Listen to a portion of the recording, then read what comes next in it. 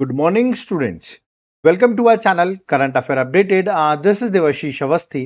और जैसे कि आपको पता है, डेट है 2 मई और हम 2 मई की डेली करंट अफेयर्स को डिस्कस करने वाले हैं, जो कि होने वाली है एमसीक्यू फॉर्मेट में। ओके, आज का लेक्चर एग्जाम पर्सपेक्टिव से बहुत इंपॉर्टेंट है। इस लेक्चर को एंड तक जरूर देखिएगा। आप ये एक्सपेक्ट कर सकते हैं आपके एग्जाम में 1 या 2 क्वेश्चन डायरेक्टली आपको इस लेक्चर से पूछे जा सकते हैं। ओके, तो चलिए इस लेक्चर को स्टार्ट करते हैं। बट स्टार्ट करने से पहले मैं आपसे रिक्वेस्ट करूंगा, वीडियो को लाइक जरूर करिए, जिसमें मैं आपके लिए ऐसे ही डेली करंट अफेयर्स की सीरीज जो है वो बनाता रहूं। ओके, तो चलिए देखते हैं 2 मई में क्या क्या चीजें एग्जाम के लिए इंपॉर्टेंट है।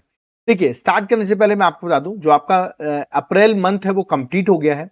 तो आपके एग्जाम में अब जो आप एग्जाम देने वाले मई मंथ में जो एग्जाम देंगे, मई जून में जो आप एग्जाम देंगे, उसमें प्रीवियस करंट अफेयर्स पूछी जाएगी। मतलब लास्ट 10 मंथ्स की करंट अफेयर्स आपसे पूछेंगे। ओके, मतलब जुलाई से लेके अप्रैल तक की करंट अफेयर्स आपसे एग्जाम में आएगी। ओके, तो इसके लिए मैंने आपके लिए 10 मंथ की एमसीक्यू बुकलेट बना दी है। आप यहां पर बुकलेट को देख सकते हैं, जहां पर डायग्राम्स बने हुए हैं, एक्सप्लेनेशन दिया हुआ है, और ऐसे मैं आपको 1800 एमसीक्यूज प्रोवाइड करूंगा। याद रखिए, कितने एमसीक्यूज?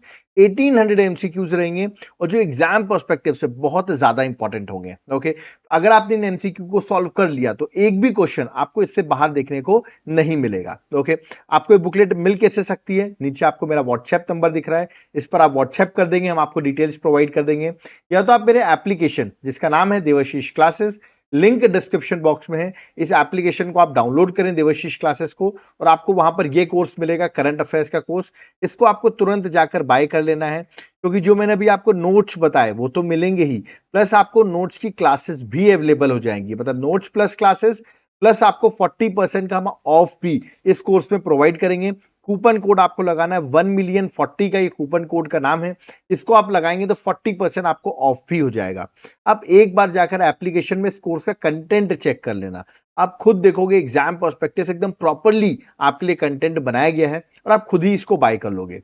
और अगर आपको कोर्स बाय नहीं करना है, सिर्फ पीडीएफ चाहिए, तो इस नंबर पे आप व्हाट्सएप करके, याद रखिएगा, पीडीएफ को बाय कर सकते हैं। ओके, तो चलिए आज के लेक्चर को स्टार्ट करते हैं और देखते हैं 2 मई में क्या क्या चीजें एग्जाम के लिए इंपॉर्टेंट है। Let's start. ओके, सबसे पहला क्वेश्चन, और इंपॉर्टेंट क्वेश्चन भी है। क्वेश्चन क्या है? Recently who led the cabinet committee on economic affairs, short form में कहेंगे CCEA, okay, that approved the fair and remunerative price for sugar cane in a meeting held in New Delhi. तो याद रखिएगा, FRP price जो sugar cane का होता है वो डिसाइड किया गया, वो अप्रूव किया गया है इस सीसीईए में, that is cabinet committee on economic affair में। तो मैंने आपसे पूछा, इस cabinet committee on economic affair को लीड कौन करता है, लेड कौन करता है, ये क्वेश्चन आपसे पूछा गया है। ठीक है, ऑप्शंस आपके सामने हैं। तो याद रखना, आपको सीसीईए को लीड करते हैं देश के प्रधानमंत्री, दैट इज नरेंद्र मोदी। तो करेक्ट आंसर ऑप्शन ए है, नरेंद्र मोदी। आप यहां देख सकते हैं, cabinet committee on economic affairs, जिसने FRP price for sugar cane approve किया है, जो कि मीटिंग हुई न्यू दिल्ली में, और इसको लीड किया, याद रखिएगा, देश के प्राइम मिनिस्टर नरेंद्र मोदी ने। ओके, तो ये आपको याद रखना है। ठीक है, और शुगर केन की अगर मैं बात करूं तो आपको पता होना चाहिए सबसे ज्यादा शुगर केन किस स्टेट में इंडिया में है, तो आंसर है Uttar Pradesh. Largest producer of sugar cane in India, अगर आपसे कोई क्वेश्चन पूछे तो करेक्ट आंसर होगा उत्तर प्रदेश। तो ये भी आपको याद रखना है। ठीक है, और आपको यही बता दो, शुगर केन का जो सीजन होता है वो अक्टूबर से सितंबर के बीच में होता है। इसलिए आप देखिए, एफआरपी प्राइस जो है अभी रिसेंटली अनाउंस किए गए हैं, तो एग्जाम पर्सपेक्टिव से इंपॉर्टेंट है। ठीक है, चलिए आगे बढ़ते हैं, नेक्स्ट क्वेश्चन में आते हैं। नेक्स्ट क्वेश्चन है question number 2। Recently Maharashtra day and Gujarat day, याद रखिए, मतलब महाराष्ट्र डे और गुजरात डे जो है, is celebrated on which date? तो महाराष्ट्र डे और गुजरात डे जो है वो किस दिन सेलिब्रेट किया जाता है, ये क्वेश्चन आपसे मैंने पूछा है। देखिए, 1960 में महाराष्ट्र और गुजरात स्टेट जो है वो फॉर्म हुए थे। इसीलिए अब किस दिन, 1960 में कौन सा दिन था वो, अब ऑप्शंस आपके सामने, क्योंकि मैंने आपको ईयर तो बता दिया, बट आपको डे बताना है, डे कौन सा था। ठीक है, तो देखिए ऑप्शन दिए गए हैं। Correct answer that is option number B, 1 मई को। याद रखिएगा, 1 मई 1960 में। ठीक है, इससे पहले एक्चुअली क्या होता था, बॉम्बे प्रोविंस हुआ करता था। क्या होता था? बॉम्बे प्रोविंस हुआ करता था। इसी को सेपरेट करके 2 स्टेट बनाए गए, एक महाराष्ट्र बना और एक आपका गुजरात बना। ठीक है, ऑफकोर्स लैंग्वेज के अकॉर्डिंग सेपरेट हुए थे। जो गुजराती स्पीकिंग पीपल थे वो गुजरात में गए, और जो मराठी स्पीकिंग पीपल थे वो महाराष्ट्र में आ गए। ठीक है, तो ये आपको याद रखना है। इसीलिए 1 मई को बॉम्बे स्टेट ऑफिशियली डिवाइड हुआ था 2 सेपरेट स्टेट में, महाराष्ट्र और गुजरात। ओके, इसीलिए दोनों स्टेट 1 मई को ही याद रखिएगा अपना फाउंडेशन डे सेलिब्रेट करते हैं। तो 65th फाउंडेशन डे था, दोनों ही महाराष्ट्र और गुजरात का इस 2025 ईयर में। ठीक है, तो ये आपको एग्जाम पर्सपेक्टिव से याद रखना है। अब दोनों ही स्टेट के गवर्नर कौन है, आप मुझे कमेंट बॉक्स में बताइए कि महाराष्ट्र के गवर्नर कौन है और गुजरात के गवर्नर कौन है। दोनों का नाम आप मुझे कमेंट बॉक्स में मेंशन करके बताइए। ओके, चलिए नेक्स्ट क्वेश्चन में थर्ड में आते हैं। Recently which state police sets 31st May as deadline to arrest all drug traffickers under the युद्ध नशेयन विरुद्ध कैंपेन। तो युद्ध याद रखिएगा, नशेयन विरुद्ध कैंपेन मतलब नशे के अगेंस्ट आप कह सकते हैं उन्होंने कैंपेन लॉन्च किया हुआ है, जिसके अंदर एक डेडलाइन भी डिसाइड की गई जहां पर जितने भी ड्रग ट्रैफिकिंग जो करते हैं उनको अरेस्ट किया जाएगा। तो किस स्टेट पुलिस ने ये अब कैंपेन जो है वो स्टार्ट किया, ये मैंने आपसे क्वेश्चन पूछा हुआ और डेडलाइन रखी है। देखिए अगर आप देखेंगे नशा का जो मेन इशू है वो पंजाब में आप देख सकते हैं। ठीक है, तो इसका करेक्ट आंसर भी that is option number C, Punjab में है। ठीक है, तो correct answer option number C है। यहाँ पे आप देख सकते हैं पंजाब ने 31st May को डेडलाइन रखी है कि सारे ड्रग ट्रैफिकिंग को अरेस्ट किया जाएगा। ठीक है, और युद्ध और किसके अंदर, अंडर युद्ध नशेयन विरुद्ध कैंपेन के अंदर। ठीक है, इसके लिए हर डिस्ट्रिक्ट के जो एसपी हैं मतलब जो चीफ हैं उनको एक्शन प्लान बनाने को भी बोला गया है कि किस तरह आपको ड्रग फ्री स्टेट बनाना है पंजाब को। ओके, आप मुझे बताइए पंजाब जो स्टेट है, ठीक है, उसके गवर्नर कौन है? Who is the governor of Punjab, ये आप मुझे कमेंट बॉक्स में मेंशन करके बताइए। ओके, भगवंत मान आपको पता है आम आदमी पार्टी के वहां सीएम है, गवर्नर का नाम आप मुझे कमेंट बॉक्स में मेंशन करके बताओगे। Okay, next question number fourth. Recently who appointed as new chief secretary of Telangana. Telangana जो गवर्नमेंट है, याद रखिएगा वहां पर अब नए चीफ सेक्रेटरी जो है वो अपॉइंट हो गए हैं। मैं उनकी इमेज आपको दिखा देता हूं, ये होंगे अब तेलंगाना गवर्नमेंट के नए चीफ सेक्रेटरी। ठीक है, ऑप्शंस आपके सामने दिए गए, मुकेश शर्मा नहीं, शांति कुमारी देखिए पहले थी, ये इन्हीं को रिप्लेस किया है रामकृष्ण राव ने। तो के रामकृष्ण राव जो है वो नए चीफ सेक्रेटरी होंगे तेलंगाना के। Correct answer option number D है। यहाँ पे आप देख सकते हैं शांति कुमारी जो है उन्हीं को रिप्लेस किया है तेलंगाना स्टेट गवर्नमेंट है, किसको, के रामकृष्ण राव को नए चीफ सेक्रेटरी अपॉइंट किया है। ठीक है, याद रखिएगा बहुत इंपॉर्टेंट पोस्ट होती है चीफ सेक्रेटरी की स्टेट में। चलिए आगे बढ़ते हैं, नेक्स्ट क्वेश्चन में आते हैं, that is question number 5th। On 30th April 2025, the central government announced a major decision for inclusion of what in the upcoming population census। जो अपकमिंग पॉपुलेशन सेंसस आने वाला है उसमें सरकार ने एक मेजर डिसीजन लिया है। वो किनको, किस इस बार जो सेंसस होगा उसमें वो किस चीज को इंक्लूड करने वाले हैं, इंक्लूजन किसका करने वाले हैं, जो कि बहुत चर्चे में भी है, न्यूज में भी है। ऑप्शंस आपके सामने, रिलीजन बेस्ड डाटा होगा, नहीं, इसका correct answer caste based census किया जाएगा इस बार। और पहली बार जब देश आजाद हुआ है ना, 1947 में देश आपको पता है आजाद हुआ, उसके बाद आज तक कभी भी जब से देश इंडिपेंडेंट हुआ कभी भी कास्ट बेस्ड सेंसस नहीं हुआ है, और first time government of India जो है वो करने वाली है। तो करेक्ट आंसर ऑप्शन सी है, दैट इज कास्ट एनुमरेशन। ठीक है, और देख सकते हैं सेंट्रल गवर्नमेंट ने अनाउंस किया है कि कास्ट एनुमरेशन जो होगा वो अपकमिंग पॉपुलेशन सेंसस में इंक्लूड किया जाएगा। ठीक है, और सेंसस आपको बता दूं, सेंसस एक यूनियन सब्जेक्ट है, सेंट्रल गवर्नमेंट का सब्जेक्ट है, सेंट्रल गवर्नमेंट सेंसस कंडक्ट कराती है अंडर आर्टिकल 246। याद रखिएगा census is the union subject. Okay, और कास्ट डाटा अगर आपसे पूछा जाए तो बिल्कुल कास्ट डाटा ब्रिटिशर्स के टाइम पर 1881 से 1931 के बीच में जरूर कलेक्ट किया गया था, बट 1951 मतलब आफ्टर इंडिपेंडेंस 1947 के बाद आप देखेंगे कभी भी कास्ट एनुमरेशन जो है वो डिसकंटिन्यूड कर दिया गया और कास्ट बेस्ड सेंसस नहीं हुआ। ठीक है, अब जो है पहली बार सरकार जो है कास्ट बेस्ड सेंसस जो है वो कंडक्ट कराएगी। ठीक है, चलिए आगे बढ़ते हैं, नेक्स्ट क्वेश्चन में आते हैं, that is question number 6। Which Indian state is a home to the Kokborok language. याद रखिएगा कोकबोरोक लैंग्वेज का कौन सा स्टेट जो है जहां पे लैंग्वेज बोली जाती है, spoken by the tribes of Jamatia और यांग। ठीक है, जो ट्राइब्स हैं जनरली ये स्पोक करती है कोकबोरोक लैंग्वेज। तो आपसे मैंने पूछा है कोकबोरोक लैंग्वेज जो है किस स्टेट से है। न्यूज में भी है कि इसको बोला जा रहा है कि 8th शेड्यूल जो हमारा कॉन्स्टिट्यूशन का है लैंग्वेजेस का, उसमें इस कोकबोरोक लैंग्वेज को इंक्लूड किया जाए। जिस तरह इसकी ये खत्म हो रही है, ठीक है, एंडेंजर हो रही है, तो ये बात की गई है इसको 8th शेड्यूल में इंक्लूड किया जाए। किस स्टेट की लैंग्वेज है, याद रखिए किस स्टेट में लैंग्वेज बोली जाती है, correct answer option number D है, दैट इज त्रिपुरा। ओके, तो डी जो है करेक्ट आंसर है, आपको एग्जाम पर्सपेक्टिव से याद रखना है। यूनेस्को ने भी कोकबोरोक लैंग्वेज को वल्नरेबल लैंग्वेज बताया हुआ है कि किस तरह ये लैंग्वेज जो डेंजर में खत्म होने की। ओके, और डिमांड भी है कि इसको 8th schedule of Indian constitution में इंक्लूड किया जाए। ठीक है, जिससे ऑफकोर्स इसका प्रमोशन हो, इसका प्रोटेक्शन का जो एफर्ट्स है वो बढ़ाए जा सके। ठीक है, तो यहां पे करेक्ट आंसर ऑप्शन डी है, दैट इज त्रिपुरा। ओके, आप मुझे बताइए त्रिपुरा के सीएम का नाम क्या है।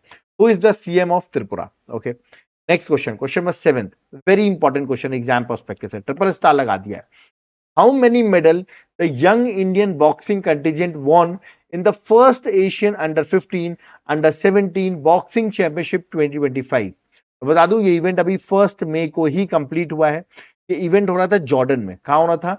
जॉर्डन में हो रहा था। इंडिया की ओवरऑल रैंक जो रही है वो 3rd रही है विथ 43 मेडल्स। तो करेक्ट आंसर ऑप्शन बी है, इंडिया की रैंक रहेगी 3rd विथ 43 मेडल्स, जिनमें से इंडिया के पास 15 गोल्ड, 6 सिल्वर और 12 ब्रॉन्ज मेडल, 22 ब्रॉन्ज मेडल मिले हैं। तो टोटल इंडिया के 43 मेडल्स है। ये चैंपियनशिप याद रखिएगा अमान जॉर्डन जो है वहां पर 17 अप्रैल से स्टार्ट हुई थी और 1 मई तक ये इवेंट चला है, ठीक है। और एशियन बॉक्सिंग ने ऑर्गेनाइज किया था ये एशियन अंडर 15 और अंडर 17 बॉक्सिंग चैंपियनशिप। और एशियन बॉक्सिंग का हेडक्वार्टर बता दूं मैं बैंकॉक थाईलैंड में है। तो आपको एग्जाम पर्सपेक्टिव से इंडिया के मेडल याद रखते हैं। देखिए रैंक 1 पे कौन था? इंडिया का रैंक 3rd पे थी। तो देखिए मैंने आपको डाटा पूरा दे दिया है। रैंक 1 पे कजाकिस्तान थी, रैंक 2 पे उज्बेकिस्तान थी और रैंक 3rd पे इंडिया थी विद 43 मेडल्स, ठीक है। 15 गोल्ड, 6 सिल्वर और 22 ब्रॉन्ज मेडल, ठीक है। तो आपको याद रखना रैंक 1 पे कजाकिस्तान थी। ओके, चलिए नेक्स्ट क्वेश्चन में 8 में आते हैं। Where is the Waves 2025 summit being held? देखिए समिट जो है वो 1 मई से लेके 4 मई तक चली, ओके, चलेगी। और बता दूं इसको जो इनॉग्रेशन किया है, इसका इनॉग्रेशन किया हमारे देश के प्रधानमंत्री नरेंद्र मोदी जी ने। ओके, तो ये वेव समिट कहां हो रही है? तो करेक्ट आंसर है जियो वर्ल्ड सेंटर मुंबई में। ई जो है करेक्ट आंसर है जियो वर्ल्ड सेंटर मुंबई में, ठीक है। वेव्स का फुल फॉर्म है the world audio visual and entertainment summit 2025, जो कि जियो वर्ल्ड सेंटर मुंबई में ऑर्गेनाइज हो रही है। 1 मई से 4 मई तक चलेगी। यहां पर आप देख सकते हैं समिट में global media, entertainment industry leaders सब लोग यहां पर पार्टिसिपेट करेंगे। और इस बार की जो वेव समिटर्स की थीम क्या है? थीम है कनेक्टिंग क्रिएटर्स कनेक्टिंग कंट्रीज। याद रखना आपको, ये इस बार की थीम है। ओके, चलिए आगे बढ़ते हैं। नेक्स्ट क्वेश्चन में आते हैं, question number 9। On which date world tuna day 2025 is celebrated? तो वर्ल्ड टूना डे बता दो, टूना फिशेस होती हैं, क्या देखिए फिशेस की वैरायटी है। तो इसका दिन जो है वो कब सेलिब्रेट करते हैं, ये क्वेश्चन आपसे पूछा गया है। तो आज के दिन आपको पता है क्या है? 2 मई है। और आज के दिन ही हम याद रखिए वर्ल्ड टूना डे जो है वो सेलिब्रेट करते हैं। तो करेक्ट आंसर ऑप्शन सी है। वर्ल्ड टूना डे से अगर हम बात करें तो याद रखिएगा यहां पर जो ओवर एक्सप्लॉइटेशन होता है टूना स्पीशीज का, ओके, और हमें सस्टेनेबल फिशिंग प्रैक्टिसेस करनी चाहिए। उसी लिए हम 2 मई जो है वर्ल्ड टूना डे जो है वो सेलिब्रेट करें to create the awareness. Okay, sustainable fishing practices और जो ओवर एक्सप्लॉइटेशन हो रहा है, ठीक है, उसके कंसर्न जो है उसको रेस करने के लिए दिन जो है वो सेलिब्रेट किया जाता है। ओके, चलिए नेक्स्ट क्वेश्चन में 10th में आते हैं। Which Indian city has issued India's first certified green municipal bond? Okay, तो किस इंडियन सिटी ने इंडिया का पहला सर्टिफाइड ग्रीन म्युनिसिपल बॉन्ड जो है वो इशू किया है? ये मैंने आपसे पूछा हुआ है। ऑप्शंस आपके सामने हैं, पुणे, इंदौर, गाजियाबाद या बेंगलुरु। करेक्ट आंसर है गाजियाबाद। आप देख सकते हैं गाजियाबाद नगर निगम ग्रीन म्युनिसिपल बॉन्ड लिखा भी हुआ है। सी जो है Ghaziabad is the correct answer, ठीक है। और गाजियाबाद ने इशू किया इंडिया का पहला सर्टिफाइड ग्रीन म्युनिसिपल बॉन्ड, जिसके थ्रू उन्होंने करीबन 150 करोड़ रुपए जो रेस भी किए हैं वो टर्शरी सीवेज ट्रीटमेंट प्लांट के लिए, ठीक है। तो देखिए एक्चुअली क्या होता है, ये बॉन्ड इशू करते हैं लोग, बॉन्ड खरीदते हैं, बदले में लोग पैसा देते हैं, उनको बॉन्ड मिलते हैं, बॉन्ड में इंटरेस्ट भी मिलता है आपको, ठीक है। लेकिन ये जो पैसा पब्लिक देती है इस बॉन्ड को बाय करने के लिए, वो पैसा यूज किया जाता है ग्रीन सर्टिफाइड प्रोजेक्ट्स के लिए। ऐसे प्रोजेक्ट्स जो ग्रीन सर्टिफाइड हो वहीं पर इनका फंड्स का इस्तेमाल होता है, ठीक है। तो देख सकते हैं टर्शरी सीवेज ट्रीटमेंट प्लांट जो है वो यहाँ पर वो पैसा जो जनरेट किया गया है वो यहाँ पर यूज किया जा रहा है, ठीक है। चलिए नेक्स्ट आते बड़ा, मुझे कमेंट बॉक्स बताइए गाजियाबाद जो है वो किस स्टेट में लाई करता है? चलो ये होमवर्क दे रहा हूं मैं आपको। जो लोग दिल्ली, यूपी, हरियाणा साइड के होंगे, पंजाब साइड के होंगे, वो तुरंत मुझे कमेंट बॉक्स में बताई देंगे गाजियाबाद जो किस स्टेट में लाई करता है। ये आपका होमवर्क है। ओके, चलिए नेक्स्ट क्वेश्चन 11th में आते हैं। Who has been appointed as a new vice chief? याद रखिए चीफ नहीं, vice chief of the air staff of Indian air force. तो इंडियन एयरफोर्स के एयर स्टाफ के न्यू वाइस चीफ कौन अपॉइंट हुए हैं? मैं इमेज आपको दिखा देता हूं, ये है उनकी इमेज। याद रखिएगा करेक्ट आंसर है दैट इज नर्मदेश्वर तिवारी। तो एयर मार्शल नर्मदेश्वर तिवारी जो है वो वाइस चीफ बने। बता दूं ये बिहार से बिलोंग करते हैं, ठीक है, और इनको वाइस चीफ बनाया गया है, ठीक है, क्योंकि जो ऑलरेडी थे एसपी ढाकर वो याद रखिएगा वो अभी रिटायर्ड हो गए। तो आपको क्या नर्मदेश्वर तिवारी जो है वो नए वाइस चीफ है एयर स्टाफ के। Okay, next question number 12। Who will become the second Indian to go into space after Rakesh Sharma historic space journey in 1984? तो आपको पता होगा सबसे पहले पर्सन इंडिया की साइड से जो स्पेस में गए थे वो थे राकेश शर्मा, और सेकेंड इंडियन होने वाले, कंप्लीट इंडियन, मैं इंडियन ओरिजिन नहीं बोल रहा हूँ, कंप्लीट इंडियन जो स्पेस में जाने वाले हैं उनका नाम है, ये उनकी इमेज है, इनका नाम है शुभांशु शुक्ला। तो ए जो है करेक्ट आंसर, शुभांशु शुक्ला जो है वो सेकेंड इंडियन बनेंगे जो स्पेस में जाएंगे आफ्टर राकेश शर्मा।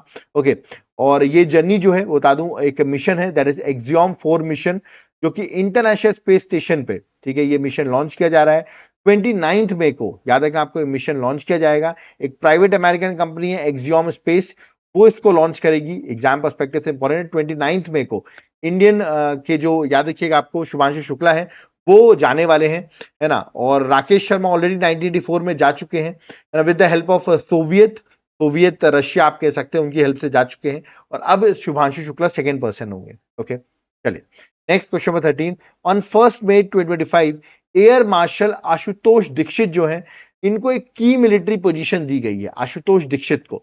मैं इमेज आपको दिखाई देता हूं, ये है आशुतोष दीक्षित, और ये क्या बने हैं, ऑप्शंस आपके सामने हैं।